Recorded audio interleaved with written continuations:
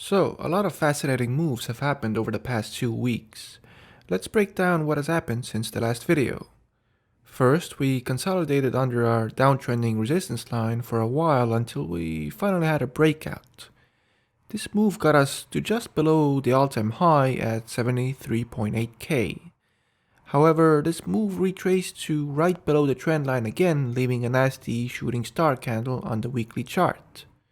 However, the green version of the shooting star is not as bearish as the red one, and the bulls pumped the price back up again, creating a new all-time high. I can say right off the bat that things are looking much better for the bulls than in our last video.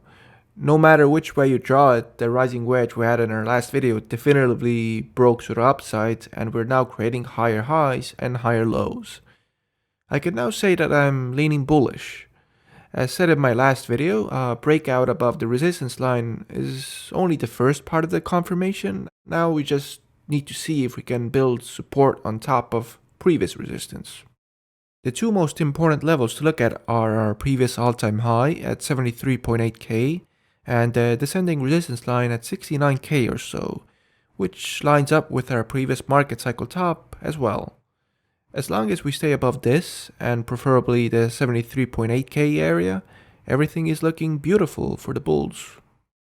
Now let's look at what the bulls want to avoid. We don't want to have a situation where the price action barely goes above the previous high on overbought conditions, leaving little room for the price action to consolidate on top of it. The best example of this type of scenario is the previous market cycle top, where we had this type of fake out double top. The stochastic RSI on the weekly and daily are currently very overbought, however. If this is truly the beginning of the mania phase of the bull market, then this won't matter much because these can stay overbought for long periods of time in bull markets.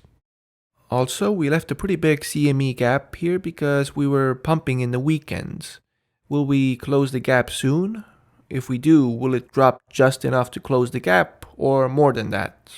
We will find out soon. Interestingly, our last pump here coincided with Donald Trump's presidential election victory. His potential cabinet members RFK Jr., Vivek Ramaswamy, and Elon Musk are known Bitcoin advocates while being against CBDCs.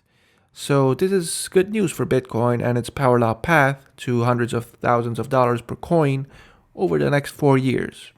Speaking of the PowerLaw, let's look at our PowerLaw indicators.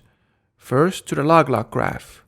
We had a long consolidation period on our blue PowerLaw trend deviation line, which is now being followed by a very nice bounce. If this really is the start of the full bull market, then it's interesting to speculate on the possible shape of this macro move, considering our top projection at 220k or so. Timing-wise, we're at a very similar place as in our last market cycle, which was an outlier because of it being more of a left-translated cycle. If we continue our exponential increase here, then the majority of our gains would happen by spring or summer, followed by a long consolidation pattern. Otherwise, our rate of increase would have to slow down dramatically for us to reach 220k in 13 months or so. This would look very different from our previous cycles, but who knows? So, where am I going with this? In short, we're higher than we usually have been at this point in the market cycle, so Bitcoin will either have to do something unexpected and consolidate for longer, or go for a slower topping process if it continues respecting the 4-year cycles. Now to the PowerLaw clock. It's 8:34, so only 26 minutes or around 50 days left until 9 o'clock. It's time to start getting ready for the mania phase of the bull market, which will last for around 1 year. Now to the detrended oscillator relative to trend. We're currently just below the mean, which is a pretty rare event. Most of the time, Bitcoin is either well below or well above fair value. This valuation is indicated by a light shade of orange. These darker oranges and reds will come in the mania phase. For the top signal, we will also be looking at this indicator relative to price, but that is still very far away. The local Hurst exponent has rebounded from the bottom and is curving up again. Let's see if this indicates good news for Bitcoin. So, things are looking very good overall. Just remember that we need to confirm this area above 73k as solid support. Any tomfoolery bringing the price below that level would start to change the picture again. Trump will not be inaugurated for a couple more months, which will roughly coincide with 9 o'clock. We just have to be careful that this won't turn into a sell the news event in the meanwhile. Personally, I reduced my remaining cash position to buy even more Bitcoin once we started breaking out here because the chart is favoring the bulls a lot more than even just a few weeks ago. I do still have a cash position just in case we get a nice Black Friday deal.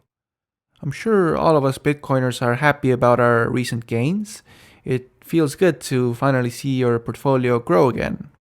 By the way guys, check out our most recent Physics of Bitcoin episode. We put a lot of work into these and people seem to love them. They really help people understand the fundamental principles of our power law theory in a concise and engaging way. I will add the link in the description. Also, if you'd like to support our work, check out our amazing Lux Algo indicators. We believe they're more than worth it for understanding where we currently are in Bitcoin's market cycle. We also have a nice merch store if you'd like to show off your power law knowledge. Our Telegram group is still free to join, so if you'd like to join our community, you can do so by following the link in a pinned comment below. This is Saverio speaking, and as always, thanks for watching.